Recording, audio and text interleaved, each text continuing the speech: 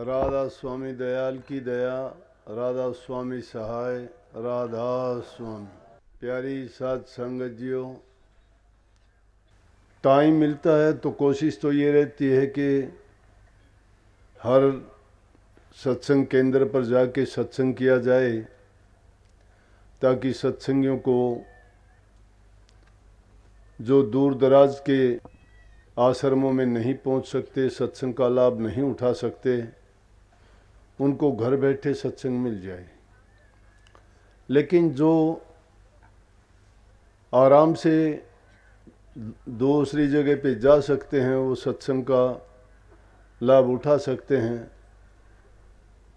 जब आसपास में होता है तो काफ़ी सत्संगियों को घरेलू परिस्थिति कुछ ऐसी होती हैं, कोई स्वास्थ्य के कारणों के कारण नहीं जा पाता है। और मेरी भी ये कोशिश होती है कि मैं सत्संगियों को ज़्यादा से ज़्यादा सत्संग देने का प्रयास करूं, ज़्यादा से ज़्यादा सत्संगी लाभ उठाएं, ज़्यादा से ज़्यादा सत्संगी या समाज के दूसरे लोग भटके हुए हैं, किन्हीं कुरीतियों के कारण भ्रमों में पड़े हुए हैं, या कोई बुरी आदतों के गुलाम होके अपने जीवन को बर्बाद कर रहे हैं, उन लोगों को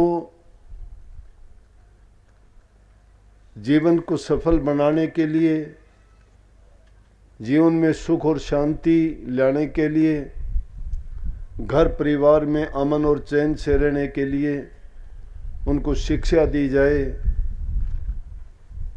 और उनके दिमाग में कभी ना कभी ये बात घुस जाए कि हमें अपने जीवन को बर्बाद नहीं करना चाहिए। क्योंकि हर इंसान चाहता है वो सुखी रहे, दुख को कोई नहीं चाहता। लेकिन कई बार क्या होता है, संग के कारण, नासमझी के कारण या मन के कहे में आके हमें बुरी आदतें किसी न किसी तरह से घेर ही लेती हैं। और जब वो बुरी आदतें हमें लग जाती हैं, वो करते करते उनका इतना अभ्यास करते हैं कि फिर छूटना बड़ा मुश्किल होता है। इसलिए मैं कहता हूँ कि हमें जितने ज़्यादा सत्संग मिलेंगे, जितने ज़्यादा हमें दर्शन होंगे, जितने ज़्यादा हम सत्संगी प्रेमियों के साथ समय गुजारने का अवसर प्राप्त होगा, वही हमारा लेखे में गिनती होगा, जिसमें प्रभु की चर्चा, जिसमें नाम की महिमा, जिसमें सतगुरु के दिए हुए वचनों की चर्चा जहाँ होती है, वहाँ मनुष्य से, हमारे विचारों से और हमारे जीवन से सभी बुराइयां निकलती चली जाती। कभी न कभी इंसान सोचने के लिए मजबूर होता है। वाणी तो मेरी लिखी हुई थी, एक किस्सा दो मार्ग सुगम सुहेला, कि मार्ग तो बड़ा सुगम है, सुहेला अच्छा है भी नहीं हो सकता इससे। ये सुगम भी है, आराम आसान भी है और बड़ा सुख देने वाला भी है। परंतु उससे पहले मैं बताऊं कि आज का दिन भी विशेष महत्व का दिन है। ये सत्संग रखने से पहले हमने नहीं सोचा था, लेकिन ये तो जब रास्ते में आ रहे थे तो योगी ने बताया कि जी आज का वो दिन है कि हजूर महाराज जी जो आगरा में स्वामी जी महाराज के बाद में स्वामी जी महाराज के गुरुमुख शिष्य, गद्दी के दूसरे गुरु, जिनको हजूर महाराज जी के नाम से, हजूर राय बहादुर शालिग्राम के नाम से हम जानते हैं, जो पोस्ट मास्टर जनरल, पहले पोस्ट मास्टर जनरल हिंदुस्तान में हुए हैं, उनसे पहले इतना ऊंचा पद किसी भारतीय को नहीं मिला था। राय बहादुर की खिताब कहो, पदवी कहो, भी उन्हीं को मिली थी। तो आज उनका जन्मदिन है जिन्होंने राधा स्वामी नाम को प्रकट किया था। कितनी खुशी की बात है। तो ये वो शुभ दिन आज इस कैथल के आश्रम में हमें एकत्रित होना, सत्संग का लाभ मिलना और उनकी याद करके अपने जीवन में उनकी जो अमृतवाणी हैं, उनके बताए हुए रास्ते हैं, उनके दिए हुए प्रवचन, आदर्श और आदेश हैं, उनसे हम अपने जीवन को सफल बना सकते हैं। हजूर महाराज जी वही थे जो पोस्ट मास्टर जनरल के नहीं, इंस्पेक्टर के पद पे पोस्ट ऑफिस में लगे थे। उन्होंने बल्कि मनी आर्डर का भी शुरुआत उन्हीं ने की थी, उससे पहले मनी आर्डर नहीं जाते थे। ये अंतर्देशीय और पोस्ट कार्ड भी उन्होंने ही चालू किए थे, उनसे पहले ऐसा नहीं था। और उनकी लगन, मेहनत और उनकी कर्मठता के कारण ही उनको ये पदवी मिली थी पोस्ट मास्टर जनरल की। और वो सिर्फ पोस्ट मास्टर जनरल डाकतार विभाग में नहीं, बल्कि वो तो आध्यात्मिकता के भी ऊंचे से ऊंचे दर्जे पर पहुंचे। स्वामी जी महाराज के चरणों में उन्होंने अपने जीवन को समर्पित किया। तन मन धन सब कुछ अर्पण करके उन्होंने जो गुरुमुखता की मिसाल पेश की, ऐसी दूसरी मिसाल कहीं नहीं मिलती। उन्होंने जो गुरु की सेवा की, जिनको हम कहते हैं ना कि गुरु को पल पल याद करो, छिन छिन में याद करो, सांस सांस में सुमरो, अपने हृदय में बसाओ, अपने माथे से उसको यादगार से कभी जुदा ना होने दो। अगर वो चीज़ हमें सीखनी है तो हजूर महाराज जी के जीवन से सीखें। गुरु के साथ प्रेम, प्रीत और प्रतीत का नाता जो उनका था, जो उनकी शिक्षा का विशेष रूप से जो प्रचार था, वो यही था कि जिसके गुरु से प्रेम, प्रीत और प्रतीत लगी हुई है, वही गुरु को अपना तन मन और धन अर्पण कर सकता है। और जो गुरु को अपना सर्वस्व अर्पण कर देता है, वही बदले में गुरु से सब कुछ प्राप्त कर लेता है। सेवा के बारे में उन्होंने जो कहा, वो सेवा, प्रेम, भक्ति एक ही चीज हैं। जो उन्होंने गुरु की सेवा की, ऐसी सेवा की दूसरी मिसाल नहीं मिलती है इतिहास में। उन्होंने सेवा के बारे में ये कहा कि गंदी मंदी चंगी गुरु की सेवा जो भी मिल जाए, उससे बढ़ के कोई सेवा नहीं होती। उन्होंने अपनी सेवा वाणी में लिखा भी है कि झाड़ू लगाता हूँ, पोछा करता हूँ, नाली साफ करता हूँ, कूड़ा दातन करवाता हूँ स्वामी जी महाराज को, पीक दान ले पीक कराता हूँ, उसी पीक को खुद पी जाता हूँ। प्रेम से जो ओतपोत थे, वो कभी उन्होंने किसी चीज में ये सोचा ही नहीं कि उसमें गुरु की मौज ना हो। हर क्षण हर पल वो गुरु की मौज को परखते थे, देखते थे, बिना दर्शन किए कभी रहते ही नहीं थे। ऐसे ऐसे भी अवसर आए, स्वामी जी महाराज ने पाबंदी लगाई कि कोई मेरे पास नहीं आएगा, लेकिन प्रेमियों को कोई रोक सके? नहीं रोक सकता। उनके रास्ते में कोई बाधा नहीं बन सकता, लाख कोशिश करोगे तो भी, क्योंकि प्रेम का नाता वो शरीर से नहीं जुड़ता, मन से जुड़ता है, भावनाओं से जुड़ता है। वो प्रेम की जंजीरों में जकड़ा हुआ होता है। और इतने कितने कि वो अपने सरकारी नौकरी करते हुए, पोस्ट मास्टर जनरल होते हुए, स्वामी जी महाराज की उन्होंने ऐसी सेवा की कि दिन में जब छुट्टी होती थी आ जाते थे, और उसके बाद रात को सुबह उठ के नहाने के लिए पानी देना, स्नान करवाना, भोजन उनको खिलाना और फिर काम पे चले जाना। जितना भी उनको तनख्वाह मिलती, सारी की सारी लाके हजूर स्वामी जी महाराज को सौंप देना। वो कोई परवाह ही नहीं थी कि उनको क्या करना है क्या नहीं करना है, सिर्फ गुरु के सिवाय कुछ नहीं देखते थे। इसलिए उनको याद किया जाता है। इसीलिए उन्होंने लिखा भी है वाणी में कि गुरमुख हो सो पंथ बढ़ावे, गुरमुख हो सो पंथ चलावे। जो गुरमुख होगा, गुरुमुख की परिभाषा बड़ी भारी है, गुरुमुख की महिमा बहुत भारी है। गुरुमुख उसको कहते हैं जो गुरु के ज्ञान से, गुरु के प्यार में ओतपोत होता है और गुरु के सिवाय दूसरी चीज को देखता ही नहीं है। चाहे उसके पास कुछ भी दूसरी चीजें या दूसरे कार्य या कार्रवाई कुछ भी होती रहें, लेकिन वो तो गुरु की मौज मसलत को सिवाय दूसरी चीज को नहीं देखता। वो गुरु के प्यार और गुस्से को नहीं देखता, सबको एक समान मानता है। उसको जिस प्रकार से भी, उसको किसी भी प्रकार की खुशी मिले, गुरु से मिल जाए। गुरु जो चाहता है उसको सेवा का मौका किसी भी रूप में मिले, लेकिन सेवा मिले गुरु की मिले, क्योंकि उसको सेवा करने में हर चीज में वो गुरु की मौज, गुरु का हुक्म, गुरु की आज्ञा और गुरु का उपदेश देखते हैं।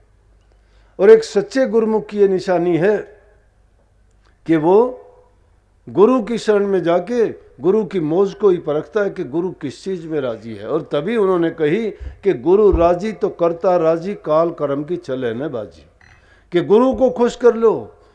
दूसरी जगह कहते गुरु राजी सब जग रूठे तो भी उसका रोम न टूटे, औरों को प्रसन्न जो करता गुरु से द्रोह हाथ जो रखता, सो जीव जानो अपघाती उन संकाल करे उत्पाती।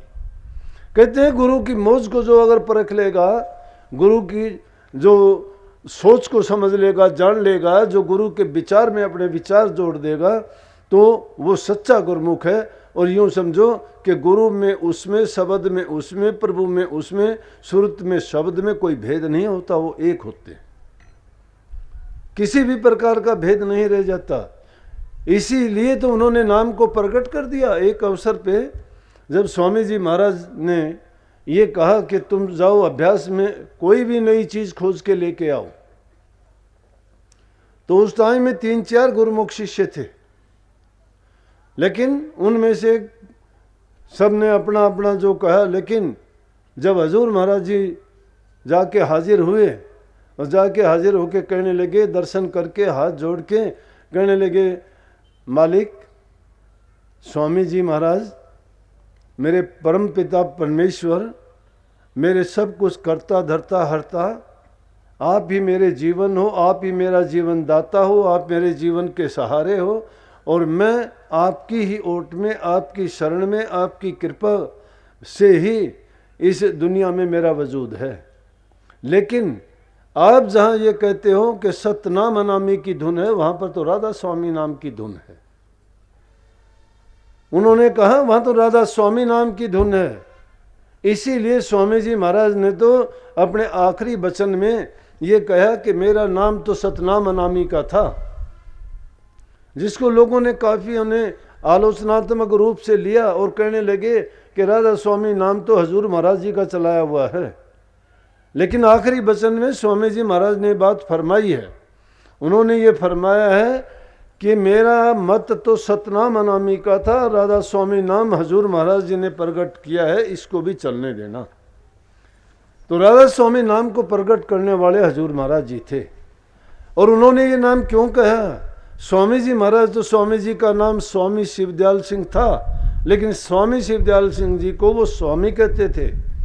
और राधा माता जी का नाम था जो स्वामी जी महाराज के घर से जो माता जी थी, लेकिन उनको पत्नी के रूप में कहना मैं कहता हूँ एक अच्छी बात नहीं है, क्योंकि पत्नी तो वो होती है जिससे इंसान पत्नी वाला नाता रखता है। स्वामी जी महाराज ने उनके साथ पत्नी वाला नाता ना रख के माता बहन का नाता रखा, और उनका राधा नाम था। इसीलिए आलोचकों ने कहा कि राधा स्वामी नाम तो आगरा में रहने वाले एक आदमी और औरत का नाम है, ये परमात्मा का नाम नहीं है, ये तो पाखंडियों का बनाया हुआ नया नाम है। ये कोई इसमें भक्ति की बात थोड़ी है कि मन मर्जी का बना लिया, औरत का नाम राधा है और जो बाबा है उसका नाम स्वामी है, इसलिए ये तो ऐसे नाम को जपते हैं, ये तो नास्तिक लोग होंगे। परंतु आज अगर देखोगे तो दुनिया में राधा स्वामी नाम का डंका क्यों बजा? ये गुरुमुख का प्रकट किया हुआ नाम था। गुरुमुख ने अपने पूरे मन से, जो गुरु को ही सब कुछ मानता था, उन्होंने इसको क्या जोड़ दिया? उन्होंने कहा राधा नाम आराधने वाली शक्ति का है, राधा नाम सूरत का है, राधा नाम आत्मा का है, राधा नाम जीव आत्मा का है। और स्वामी नाम प्रभु का, परमात्मा का है। और ये योग है आत्मा को परमात्मा से मिलाने का। और उसमें जो है सब संतों की उन्होंने साख दे के भी बता दिया कि ये कोई नया नाम नहीं है, बल्कि सभी संतों ने इसको, किसी ने प्रगट रूप में और किसी ने उसको गुप्त रूप से इसी नाम को पुराने समय से ही जपते आए। कबीर साहब ने तो इस बात, इसको नाम को स्पष्ट शब्दों में जब धर्मदास ने उनसे पूछा था तो उन्होंने साफ उनको कहा था, उन्होंने कहा था कि ये नाम है, इसी नाम को जपना है। उन्होंने बड़ी जिद की लेकिन वो बताना नहीं चाहते थे। कबीर साहब ने कहा कि अगर मैं इसको सच बताता हूँ तो यहाँ अब तुर्कानी का जोर है और लोग हमें कुछ भी दंड देंगे, सजा देंगे, दुश्मनी करेंगे। जो सच्चाई को नहीं जानते हैं, नहीं समझते हैं, वो लोग संतों की आलोचना करते हैं, उनकी बुराई करते हैं, उनकी निंदा करते हैं। संत उस निंदा को नहीं मानते। संत तो कहते हैं हमारा निंदक तो आद जुगाद जीवो, क्योंकि संतों की जो निंदा करने वाला है उसको तो अपना जीवन बर्बाद करना है, लेकिन संतों की निंदा करने वाले, संतों का अगर कोई पाप कर्म है तो उसको धो देता है। दूसरी बात, अनाधिकारी जीव को दूर से ही रोक देता है। अनाधिकारी जीव उनकी जब बात सुनता है निंदकों की तो पास नहीं पटकता। इसलिए संत कभी इस चीज का बुरा नहीं मानते। वो कहते हैं कि जो काम जिसकी जिम्मे है वो काम अपना करते रहेंगे।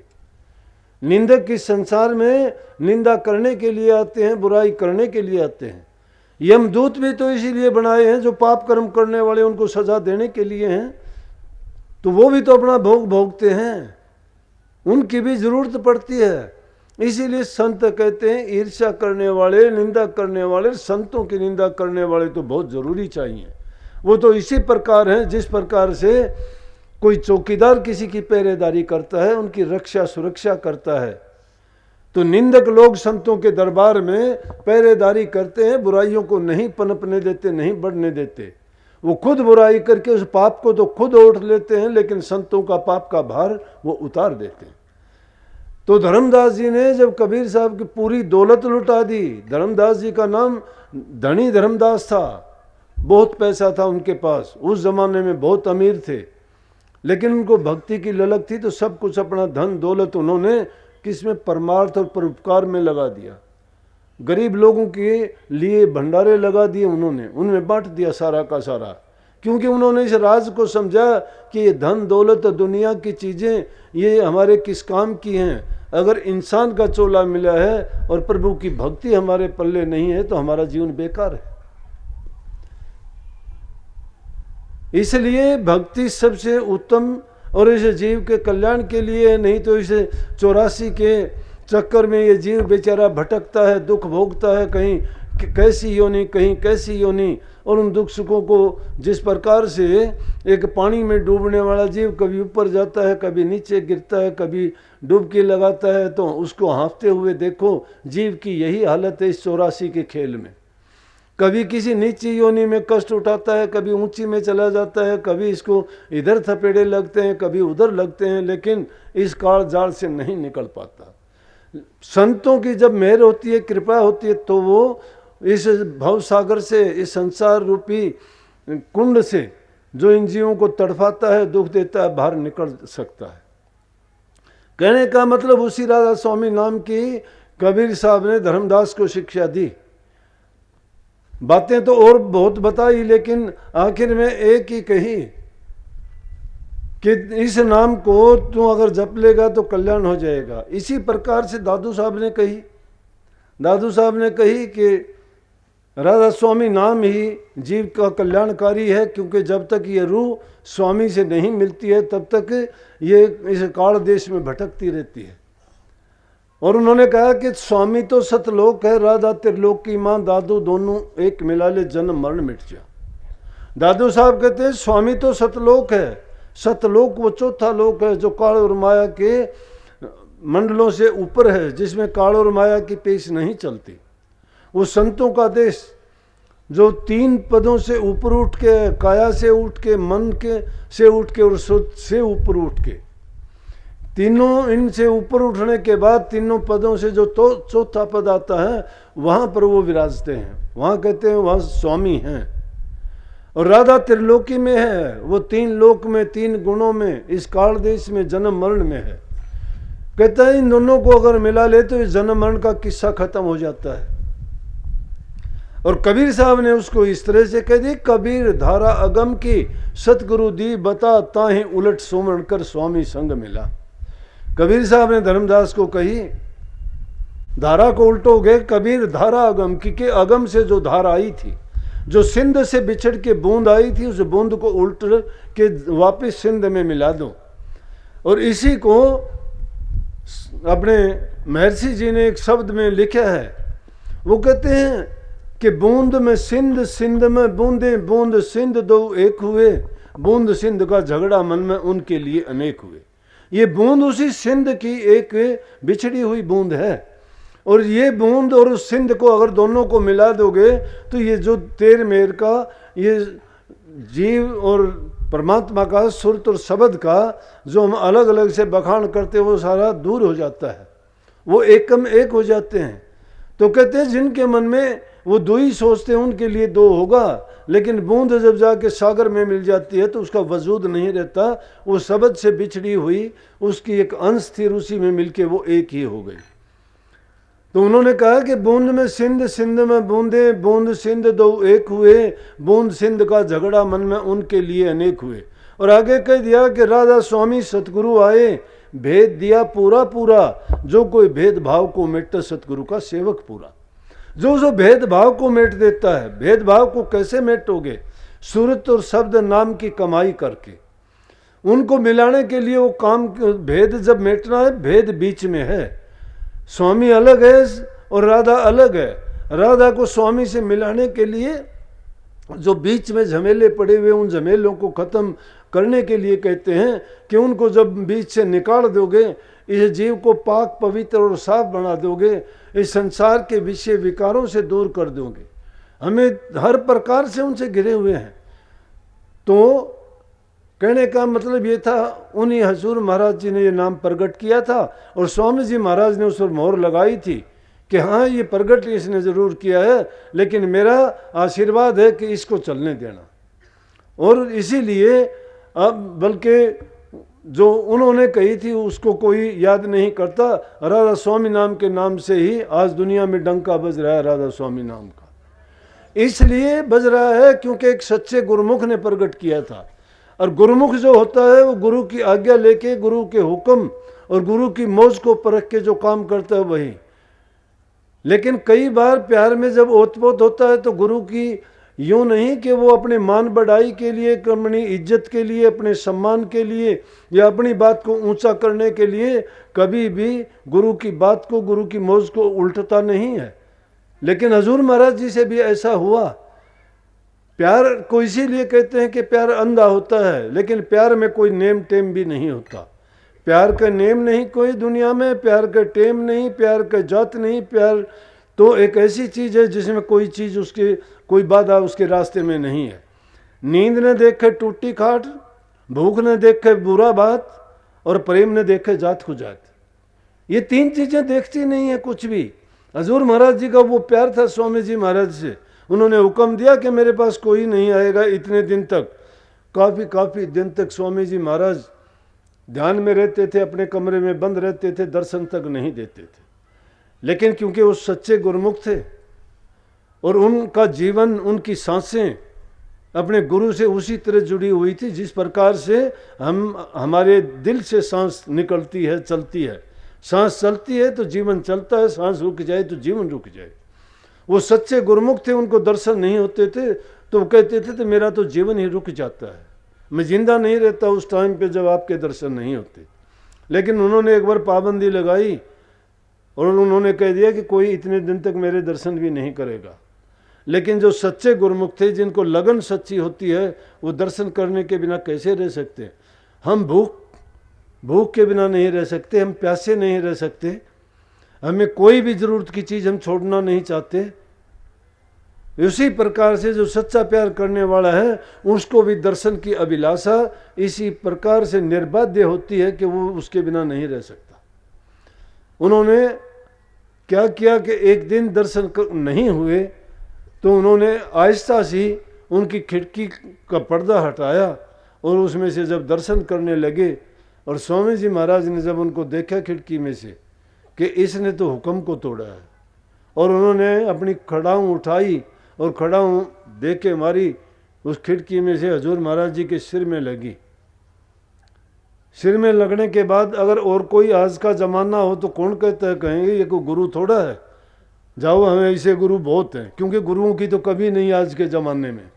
गुरु ज़्यादा मिलेंगे, शिष्य कम मिलेंगे। गुरु बनना बहुत चाहते हैं लेकिन गुरुओं वाले काम नहीं करना चाहते।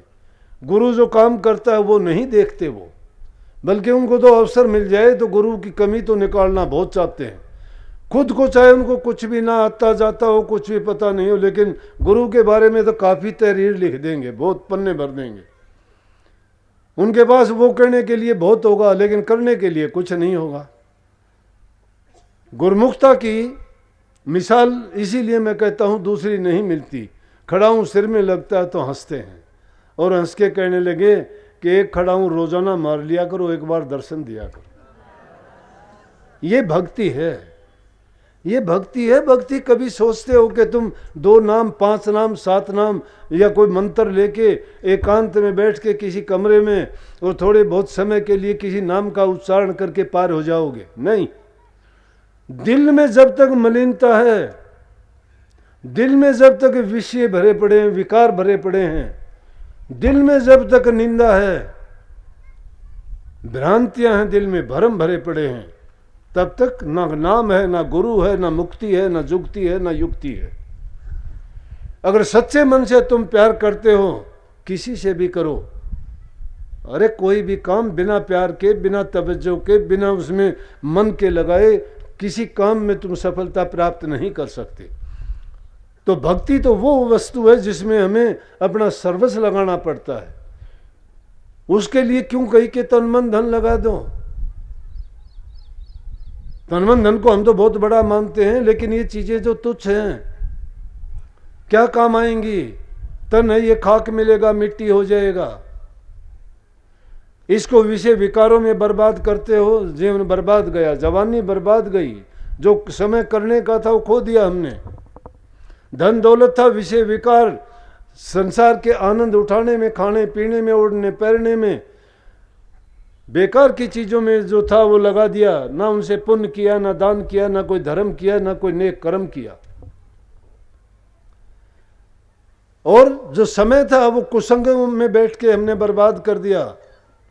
नारी संग जो बन गया, धन गया विस्पान, और प्राण गए कुसंग में, तीनों गए नादान। अगर ये तीनों चीज, शराब पीने में तुमने धन को बर्बाद कर दिया, नशे विकार हैं, दूसरे गंदे विचारों के कारण तुमने अपनी जवानी खो दी, और कुसंग में बैठ के तुमने अपने समय को बर्बाद कर दिया, तीनों चीजों को खो दिया है। ये तीनों चीज अगर नेक कामों में लगाते, शरीर से नेक काम करते, सेवा करते, तप करते, जो बन गया, और द्रव्य गया दे दान, प्राण गए सत्संगत में, तीनों गए मत जान। अगर ये तीनों चीज तुमने अच्छे काम में लगाए, बुराइयों को त्याग दिया, तो समझो कि हमने अपने जीवन को बना लिया। किस चीज के लिए हम ऐसा करते हैं? ये जीवन चंद दिन का है भई, परापत मानस देव हरिया, गोविंद मिलन की ये तेरी बरिया, और काज तेरे किते न काम, कर साध संगत भज केवल नाम। साध संगत करना, केवल नाम भजना ही उद्देश्य मनुष्य मात्र का, मनुष्य जन्म लेने का मुख्य कारण था। कहते हैं कि मनुष्य की देह शरीर मिला हमें, यही अवसर उस प्रभु की प्राप्ति का था। इस जीवन से सबसे नेक काम करने का यही अवसर है। लेकिन हमने क्या किया कि कोड़ियों के भाव जीवन को बर्बाद कर दिया, खो दिया। ऐसे ऐसे महापुरुषों के जीवन से हमें शिक्षा लेनी चाहिए। आज उनके नाम क्यों हमें आज भी याद आते हैं, उनके शुभ काम किए हुए, उनकी शिक्षाएं आज भी उनको, उन पर चल के, उनको मान के हम अपने जीवन को सफल कर सकते हैं। इसीलिए संतों ने अपना जीवन समाज के लिए, इन जीवों को कल्याण के रास्ते पे चलाने के लिए, इनको समझाने के लिए कि ये मनुष्य का चोला बहुत उत्तम है, इसको कौड़ियों के भाव ना बर्बाद करो। ये अवसर जो तुम्हें सुनहरी मिला है, इस एक एक सांस की बड़ी कीमत है। लेकिन इंसान नहीं समझता है। क्यों नहीं समझता? कि इसको सुख ही सुख चाहिए। समझता है जब ठोकर लगती है, दुख आता है। जब दुख आता है तब याद करता है, फिर उसकी संभाल कौन करेगा? क्योंकि वो फिर तो अपने मतलब के लिए याद करता है, उसने अपने परमार्थ के लिए याद नहीं किया, परहित के लिए याद नहीं किया, उसने दूसरे के लोगों की भलाई के लिए अपने जीवन को काम में नहीं लिया। समझता कब है? जब रोगी हो जाता है, दुख होता है और समय बीत जाता है। जब लग जरा रोग नहीं आया, जब लग काल गिरसी नहीं काया, जब लग बिकल बही नहीं बाणी, भजले रे मन सारंग पानी, अब नहीं भजसी भजसी कब भाई, अब अंत न भजिया जाई। ये तेरा अवसर ये तेरी बार, फिर नहीं पावे ऐसी सार। यही मौका है, फिर ऐसा मौका नहीं मिलना। जब तक जरा रोग दुख नहीं आता है, इंसान नहीं समझता है। रोग दुख और कोई भी कष्ट जब आता है, फिर इंसान इधर उधर देखता है, सहारे ढूंढता है, किसको खोजूं। फिर हम ढूंढते फिरते हैं, लेकिन नहीं मानते। जरूरी नहीं है, शिक्षा जीवन में हमें कदम कदम पर देने वाली बहुत चीजें हैं। और सतगुरु तो साक्षात रूप में प्रकट होके दर्पण की तरह से हमें दिखा देते हैं कि हमें अपने कर्म को किस प्रकार बनाना और किस प्रकार से सुधारना चाहिए। और सबसे सर्वोत्तम कर्म क्या है? प्रभु की भक्ति करना। लेकिन उस प्रभु की भक्ति करने से पहले इंसान को एक अच्छा चरित्रवान बनना पड़ेगा, नेक इंसान बनना पड़ेगा, मानव बनना पड़ेगा। अभी हमने मानवता के गुणों को, नियमों को तोड़ दिया, मर्यादाओं को भुला दिया। इंसान के गुण नहीं है हम में। हम तो पशुओं जैसा बर्ताव करते हैं। इंसान बुद्धिमान है, सोच है, हर प्रकार से ये जानता है। हम समाज में रहते हैं, ये नहीं कि हम किसी को दूर कर दें, नहीं। उन्हीं लोगों के अंदर है कि हमें अच्छा बनना है, बुरों के अंदर है कि भी हमें अपने अच्छाइयां प्रकट करनी है, दिखानी है। कमल के फूल की मिसाल हो सकती है। कमल कीचड़ और पानी में रहता है, लेकिन पानी चाहे कितना भी ऊंचा क्यों न चढ़ जाओ, पानी में वो नहीं डूबता। पानी जितना चाहता है उसके ऊपर चलता रहेगा। इसी प्रकार से हमारे आसपास की संगति, बुराइयां या बुरी संगति है, उनके बीच में रहते हुए भी हम अपने आप को उसी प्रकार से निर्लेप रख सकते हैं। जिस प्रकार से एक चंदन का पेड़ होता है, कितने ही सांप उस पर डंक मारते रहते हैं, लेकिन चंदन अपने मकार नहीं छोड़ता है। संतों ने कही है कि दुष्ट लोगों के तो मुंह लग के ज्यादा बात नहीं करनी चाहिए।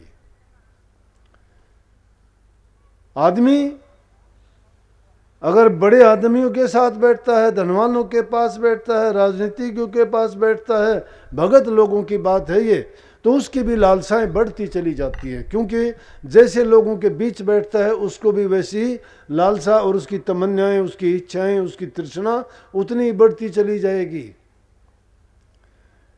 उनको हम कैसे कंट्रोल करें? महापुरुषों ने कही है कि आदमी अपनी इच्छाओं का जब दमन कर देता है तो उसको सारी चीज़ें समान और बराबर लगने लगती हैं। और वो जब हम नाम में अपने मन को लगा देते हैं तो मन अपने आप ही उनसे बंध जाता है। मन को हम अगर चाहें कि उसको रोक लेंगे, ऐसे नहीं रोक सकते। गुरु की मर्यादा ही उसको रोक सकती है। लेकिन गुरु के बनने के लिए, इसीलिए मैंने कहा कि हमें बड़ी संयम की ज़रूरत है, धैर्य की ज़रूरत है। जब तक हमारे अंदर धैर्य नहीं है, संयम नहीं रखते हैं, मर्यादाओं का पालन नहीं करते, भटक जाएंगे, बार बार भटकेंगे। कभी लोभ में बह जाएंगे, कभी लालच में बह जाएंगे, कभी किसी स्वार्थ में बह जाएंगे। ये दुनियादारी की चीजें इस इंसान को बड़ी जल्दी लुभा लेती हैं। कबीर साहब कहते, कबीर तांसो प्रीत करे जाको ठाकुर राम, पंडित राजे भूपतिर आवे कोने काम। कि उन लोगों से प्रीत करो जिनका ठाकुर राम है, जिन्होंने प्यार प्रेम दोस्ती राम से जोड़ रखी है। ये पंडित राजे भूपति तुम्हारे क्या काम आएंगे? ये कोई काम आएंगे क्या? जिन चीजों के लिए वो बड़े माने जाते हैं वो भी उनको छोड़ के जाएंगे। हमारे पास नहीं है तो चाहे अभी से छोड़ दो, चाहे 2 दिन बाद में छोड़ देना, ये किसी की भी नहीं है। उनमें फंस के तो इंसान बुराइयों की तरफ बढ़ जाता है, लेकिन उनको पहले से ही त्याग देता है तो बुराइयां उससे होती ही नहीं है। इसीलिए संतों ने कही कि सेवा करो, प्रेम करो, जबान से मीठा बोलो, माँ बाप बूढ़े बुजुर्ग की सेवा करो। जब मन को इन चीज़ों में लगा दोगे, तुम्हारे दिल के अंदर दया होगा, दया होगी, प्रेम होगा, धैर्य आएगा, संतोष रहेगा आपको। आप मेर तेर में नहीं फंसोगे। जो प्रभु की मौज को, हुक्म को, रजा को तब समझोगे कि मालिक ने जो देना है, दुख को भी उसी प्रकार से स्वीकार करना शुरू कर दोगे जिस प्रकार से सुख को स्वीकार करते हो।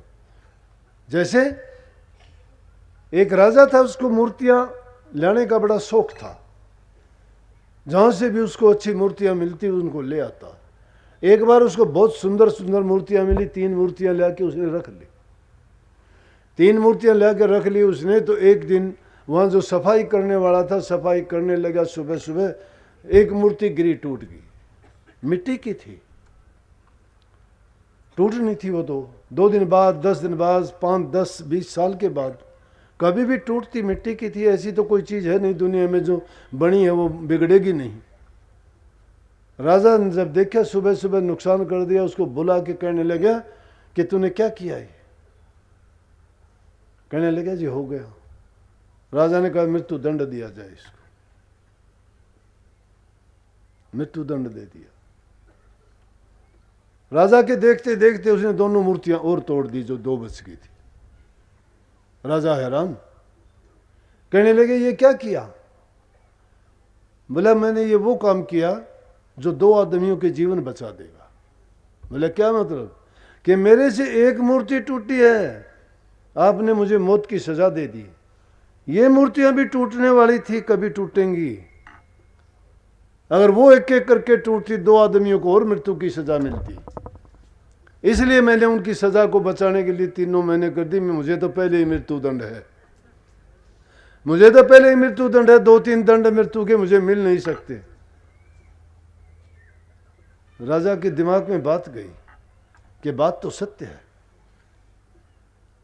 इंसान को हालात कभी सोचने के लिए मजबूर करते हैं। राजा कहने लगे आपको ये शिक्षा कहां से मिली, कैसे आपने जानी? बोले कि मैं इन चीज़ों से विचार करता हूँ कि जो परमात्मा हमारे लिए जो अवसर देता है वो उसकी मौज में होता है, और जो हमेशा हमारे लिए अच्छा करता है, अच्छाई को जब हम खुश होकर स्वीकार करते हैं तो उसको इसी प्रकार से बुराई को भी स्वीकार कर लेना चाहिए। कि आपसे पहले मैं किसी अमीर आदमी के पास नौकरी करता था, और नौकरी जब करता था तो उस आदमी के पास में कोई वो फल खाने लगा, लेकिन उस फल को जब उसने काट के खाना शुरू किया वो बहुत कड़वा था। कड़वा था, उसने वो उठा के मुझे दे दिया। वो इतना कड़वा कि मुंह में भी नहीं ले सकता, लेकिन क्योंकि मेरे मालिक ने मुझे वो दिया था, उसने दिया, मैंने उस चाव से खा लिया सारा। वो मुझे पूछने लग गया कि आपको ये कड़वा नहीं लगा? मैंने जवाब दिया कड़वा था। फिर आपने क्यों खा लिया? बोले अब से पहले आपने मुझे कई बार बहुत बड़ी मीठी मीठी और अच्छी अच्छी चीजें दी हैं। जब वो अच्छी चीजें आपने दी थी तो वो भी तो मैंने खाई थी ना। आज अगर एक कड़वी चीज दी तो मैं क्यों नहीं खाऊंगा उसको? वो भी मैंने स्वीकार कर ली। कितना ज्ञान छिपा हुआ है बात में। बोला राजा मैंने उस जगह से सीखा कि जो परमात्मा हमें लाखों प्रकार की अच्छे गुणों से नवाजता है, अगर कभी बुरा अवसर, बुरा टाइम या कभी कोई कष्ट और दुख आता है, वो भी हमें उसी तरह स्वीकार कर लेना चाहिए। हमारे बस में तो नहीं है ना, इंसान के बस में है कि बुरा ना करे। लेकिन इंसान क्या करता है, कई बार हालात से कभी मजबूर ना हो, कभी भी अपने संयम को ना खो। जब गौर करोगे मालिक आपको रास्ता देगा। सभी हालात एक जैसे नहीं गुजरते हैं। कई बार ऐसे अवसर आते हैं, बुरा वक्त आएगा तो अपने आप भी वो बदल जाएगा, हमेशा बुरा नहीं रहेगा। कई बार तुम उस बुरे अवसर को टालने का प्रयास करोगे तो टल जाएगा। कई बार जो है वो टलने के बाद भी दोबारा उठाएगा, कोई बात नहीं, लेकिन खत्म होगा वो, क्योंकि समय जब बदलता रहता है। लेकिन हमें अपने विचार नहीं बदलने चाहिए, हमें लड़खड़ाना और घबराना नहीं चाहिए।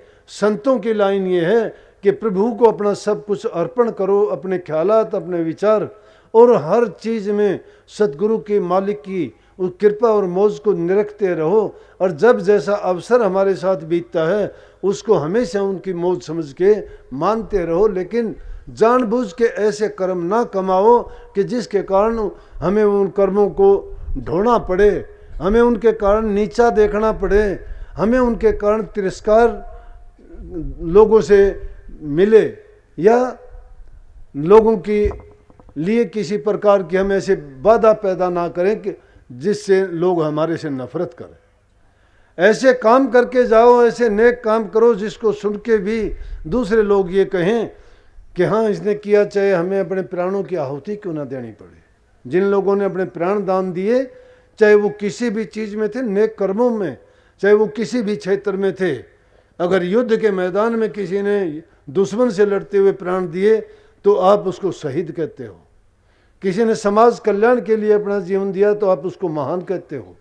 जो आपको ज्ञान देते देते अगर उन्होंने अपने जीवन को तुम्हारी भलाई के लिए लगा दिया तो आप उसको परमात्मा तुल्य सब कुछ मानते हो, और उनके जाने के बाद भी उनकी प्रतिमा, मूर्तियां बना के उनकी पूजा करते हो। किस चीज़ की पूजा हुई? नेक कर्मों की पूजा है, उनके गुणों की पूजा है, उन्होंने जो इस समाज को दिया उन बातों की पूजा है। इसलिए इंसान को वो काम करने चाहिए, और वो काम हम कब कर पाएंगे? जब सच्चे गुरु की शरण जब मिल जाती है। दुनिया के सबके विचार एक जैसे नहीं होते हैं। आप अपने बारे में बहुत अच्छी तरह जानते हो, अरे लोगों का तो कहने वाला क्या, परमात्मा को भी नहीं बख्शते, नहीं बख्शेंगे वो, पता नहीं कुछ का कुछ क्या बक देंगे, कीड़ी का हाथी बना देंगे, राई का पर्वत बना देंगे, समझ गए।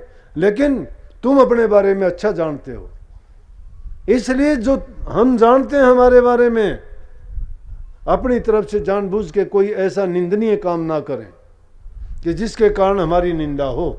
सच्चे रास्ते पे चलते रहो, बुरा करने वाले अपने मुंह की अपने आप खा लेंगे, और उनको खुद स्वयं पता लग जाएगा कि मैंने जो कर्म किया उसका फल मैंने भुगता और पाया।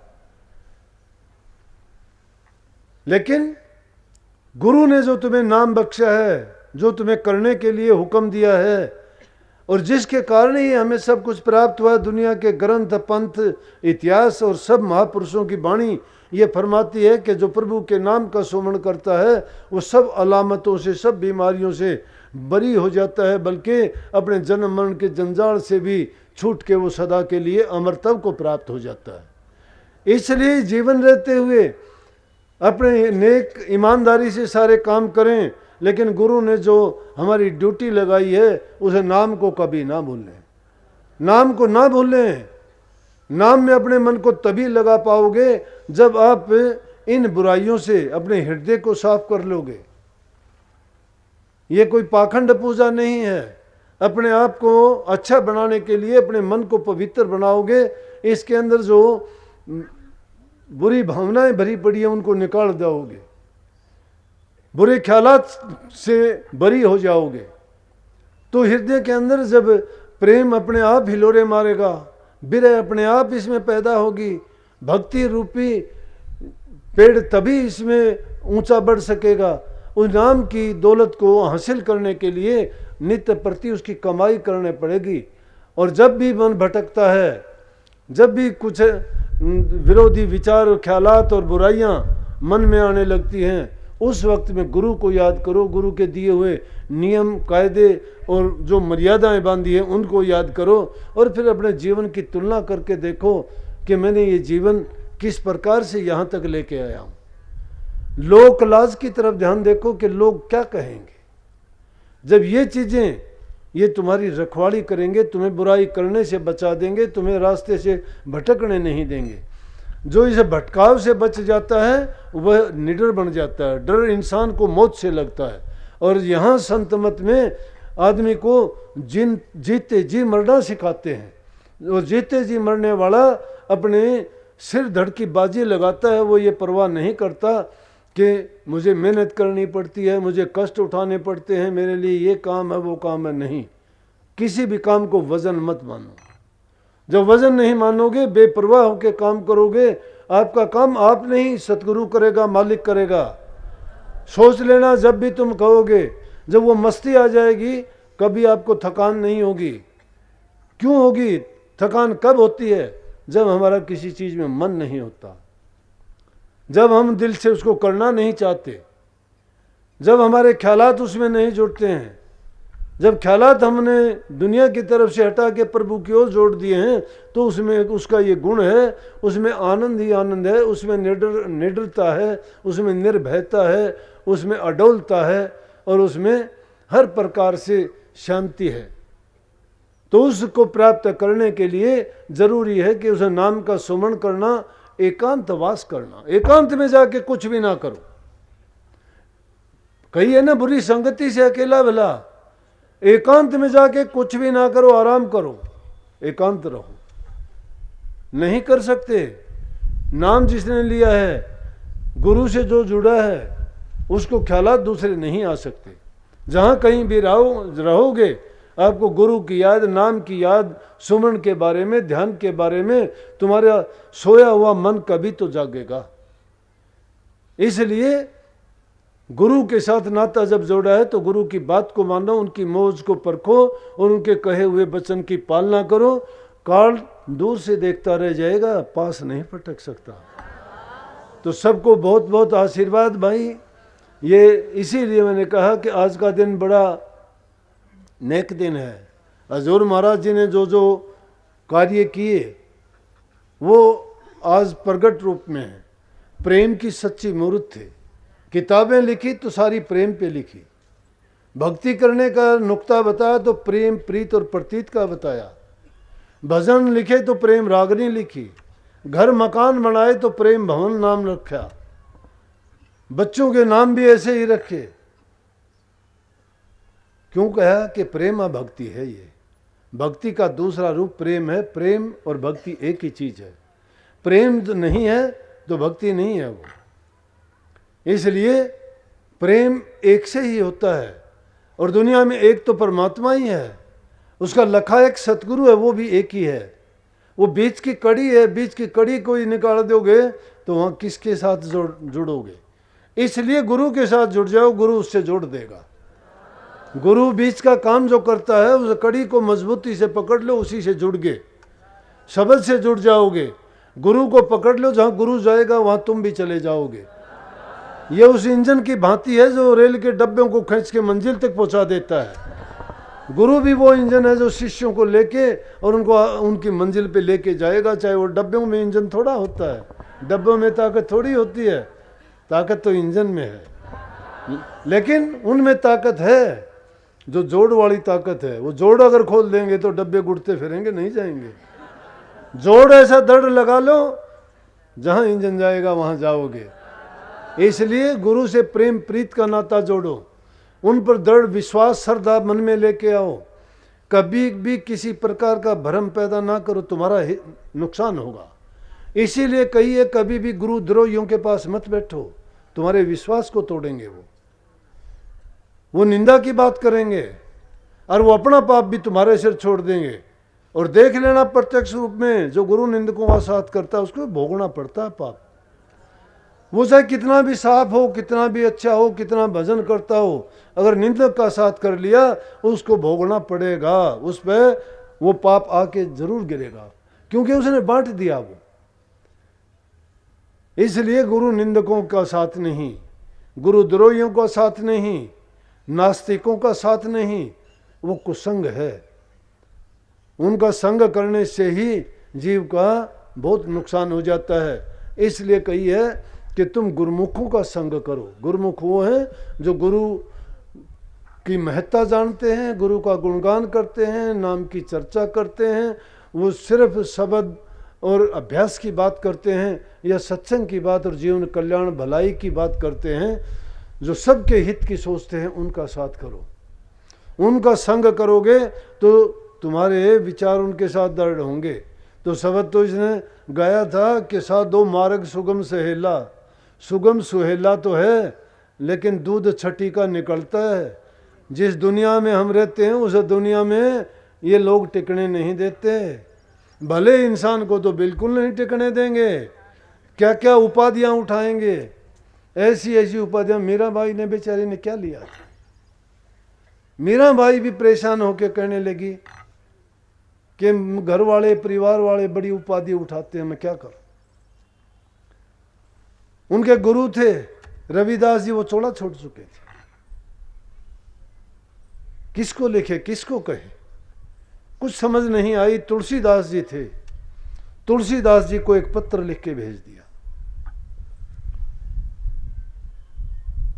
और उसमें क्या लिखा कि मेरे घर परिवार वाले, रिश्तेदार, नातेदार सभी अब तो दुश्मनों जैसे हो गए हैं। बड़ी बड़ी उपाधियां लगाते हैं, उपाधि बीमारियां तूफान खड़े करते हैं, बड़ा कष्ट और दुख देते हैं। अब आप मुझे लिख के भेज दो कि मैं क्या उपाय करूं, जो आप कहोगे वो करूंगी। आप लिख के भेजो। उन्होंने लिख के भेजे कि जिनका राम स्नेही नहीं है, जो राम स्नेही नहीं है, गुरु भक्त नहीं है, उन लोगों को तज देने में कोई पाप नहीं है।